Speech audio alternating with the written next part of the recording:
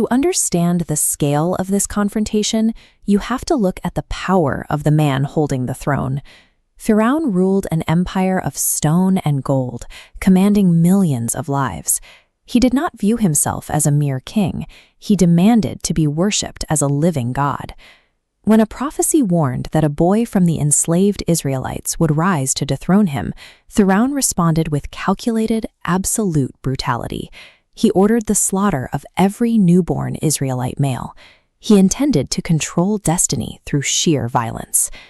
This is the exact moment human desperation met divine instruction. To save her infant son, Prophet Musa's mother made an impossible choice. Following God's command, she placed her baby into a woven basket and cast him into the very river that sustained the tyrant's empire. The current carried that basket straight past the royal guards and up to the palace steps. In a stroke of ultimate divine irony, Firon's own wife, Asiya, pulled the child from the water. The very architect of the pharaoh's eventual destruction was brought inside his own walls, protected and raised at his own table. Years later, the prince became a fugitive. After accidentally killing a man, Musa fled the only home he knew.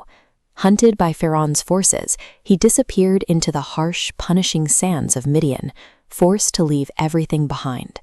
Firon tried to secure his throne by murdering an entire generation of infants, yet he ended up financing the upbringing of the one boy destined to ruin him. Human power relies on brutal force to dictate the future, but divine strategy weaves an invisible master plan right through the center of human arrogance.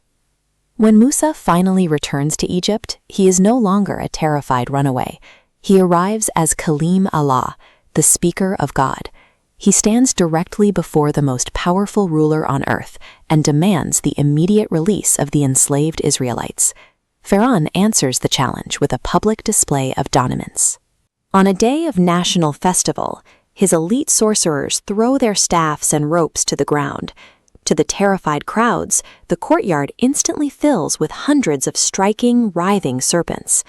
Musa simply throws down his wooden staff.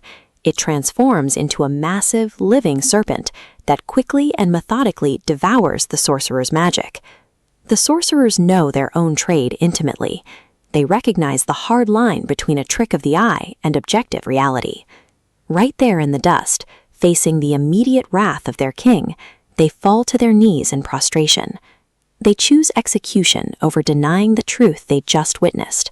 The sudden presence of divine reality shattered Firon's carefully constructed monopoly on fear and illusion, right in front of his own subjects. Watch as the lifeblood of Egypt, the Nile itself, turns to a deep, opaque crimson. This was the climax of a rapid sequence of miracles, including devastating droughts and swarms of locusts, each sent to systematically dismantle the kingdom's arrogance. There is an inner meaning, or tawil, to the miracle of blood.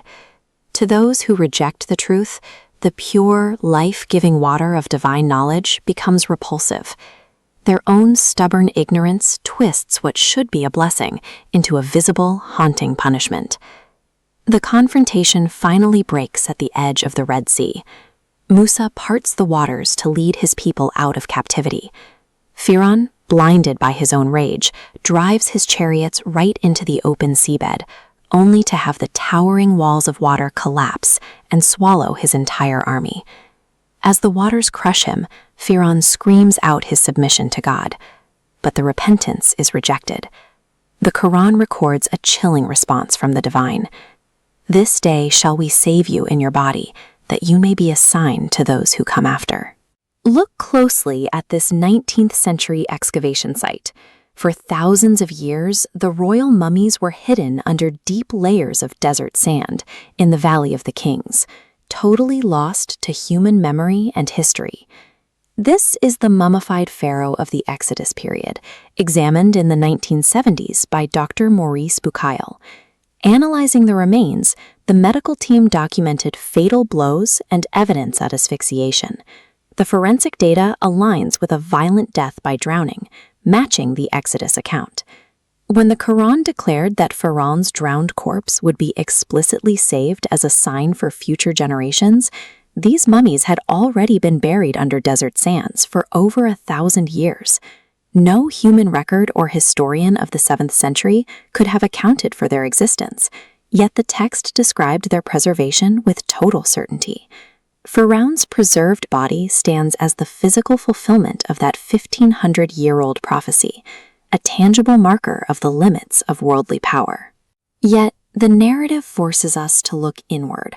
After standing down the greatest empire on earth, Musa believes he is the most knowledgeable man alive.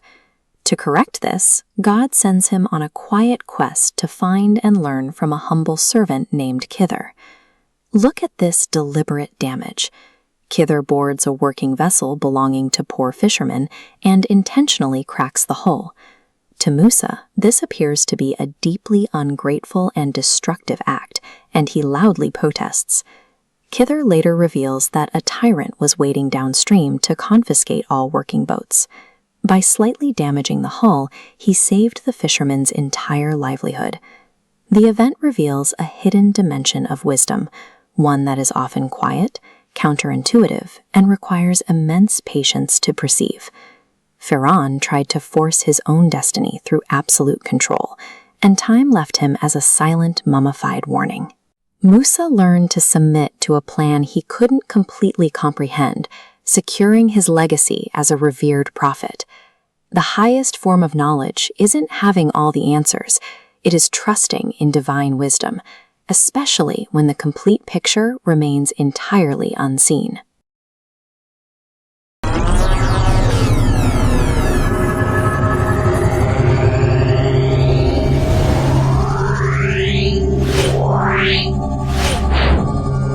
Yeah.